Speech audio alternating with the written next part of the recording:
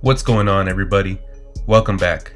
Today we're diving into Absolute Wonder Woman issue number 2.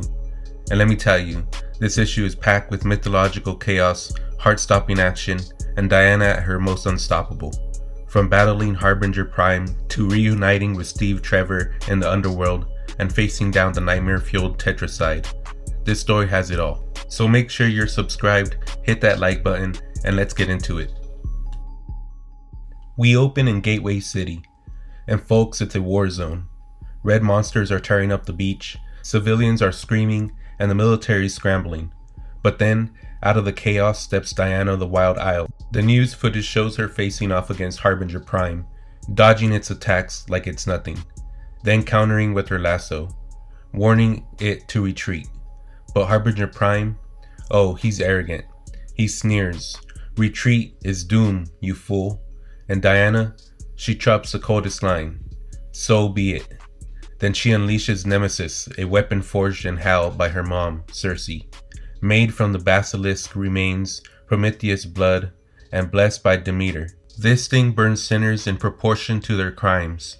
Diana wraps Harbinger Prime in her lasso, and the beast screams, as it feels every ounce of pain it's inflicted. She gives it an ultimatum. "You shall have your freedom on one condition," Diana replies. Her voice grows stern as she delivers her terms. "You will leave this place and never return, and you will carry this message to whatever power summoned you to do its bidding. The world is now under the protection of Diana of the Wild Isle, Princess of Hell, the last Amazon, and the resources at her command tremble and hide for another millennium or two, if you are wise." Finally, it surrenders. The rest of his army slithers back into the strange upside-down pyramid thing that disappears into the ocean. And as they retreat, Diana steps forward and calls out, "Tell your masters, Earth is mine. If they return, I will not be so merciful." Cut to the aftermath, smoke clearing. Diana catches her breath when suddenly someone calls her name. She turns and freezes. In shock, it's Steve Trevor. Alright, so it's flashback time. We're transported to the underworld, specifically the Wild Isle, Diana and Circe's domain. Diana finds Steve washed up in the shore, barely conscious. Before she can react, a Hydra drags him under. But Diana, she dives in after him, fights the beast off, and carries him to safety. Circe's like, "Diana, you can't just fight Hydras." Diana shrugs off the warning. "I didn't fight it. I just took him back." And now she's responsible for him. We find out the man is indeed Steve Trevor, military pilot, totally baffled by where he is. Steve wakes up freaking out. "Wait, is this Greece?" Diana hits him with the truth. "No, you're in the underworld." Steve's face, priceless. His eyes widen in disbelief. "The underworld? Underworld? Wait, hell? I'm dead?"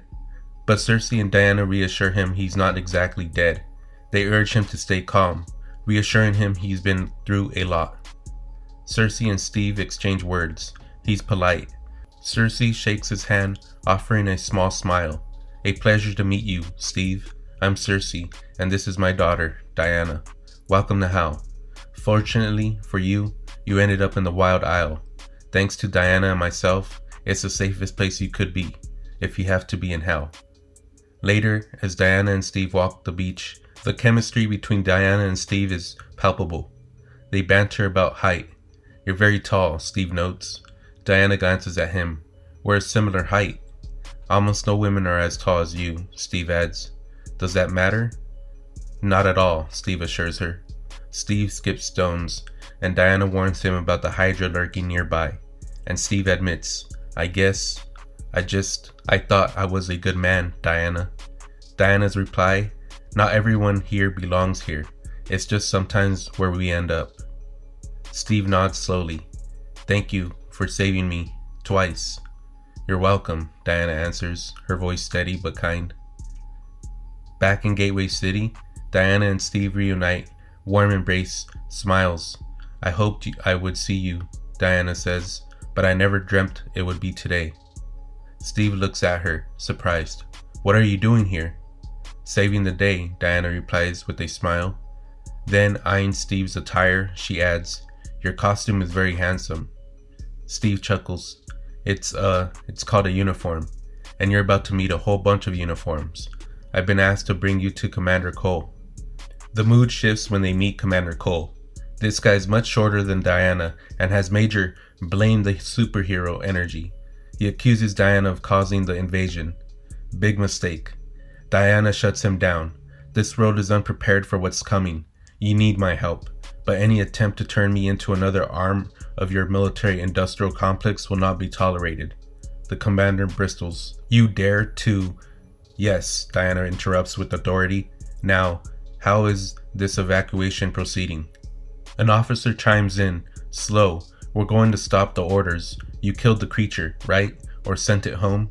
"I did," Diana confirms, "but that was just a harbinger." "Harbinger?" the officer asks. "Like a messenger for what's to come?" "Exactly," Diana replies gravely. "There will be more coming within the hour." The commander panics upon hearing this and orders the evacuation of all civilians within 40 minutes. Turning on Steve, he snaps, "And as for you, refusal to cooperate will result in a court-martial." When Cole threatens Steve, Diana steps in like, "Are you finished?" The commander hesitates, then nods. She leaves him speechless, then strolls out to feed her undead Pegasus. Outside, Diana begins talking to her Pegasus and feeding it magic. Steve joins her, curious. "Can you understand your horse?" he asks. Diana smiles. "I speak with all creatures, Steve." Hesitantly, he extends a hand. "Can I pet him?" "What do you call him?" "Pegasus," she answers. Steve blinks. "Right, he's a Pegasus, but what's his actual name?" "Pegasus," Diana repeats patiently. "Wait," Steve squints. "You name your mythical winged horse Pegasus?" With a hint of amusement, Diana replies, "Steve, my winged horse is the great mythological Pegasus, born of Medusa's blood and slain by Zeus." Steve apologizes for the military's interference with her efforts. "It's disappointing," Diana says, "but expected." Steve asks her what she'll do if they won't let her help.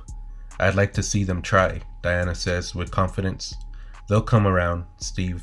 I'm sorry to say, there are things coming that will leave them no choice. They need my help, and there will be others, too." "Others?" Steve echoes. "Heroes," Diana replies. Before they can say more, there's a sound, low, ancient, like the sea itself is screaming. A colossal tetracide emerges. It approaches the city. Steve's eyes widen in horror. "Oh my God, Diana, what is it?" "Death personified," Diana responds. "This creature is nightmare fuel." The sky darkens, the ground shakes, the soldiers panic. But Diana, she's calm. Then, for the first time, we see fear in her eyes. Not for herself, for them. She turns to the humans and says, "Evacuate the city. I'll hold the line." As she marches toward the surf, she whispers, "Goddess, protect us all." The issue ends with Diana walking into the sea, facing down death personified, alone. So to recap, Diana's power, compassion, and unshakable will are all on full display. From her mythological showdowns to her moments with Steve, this is Wonder Woman at her best.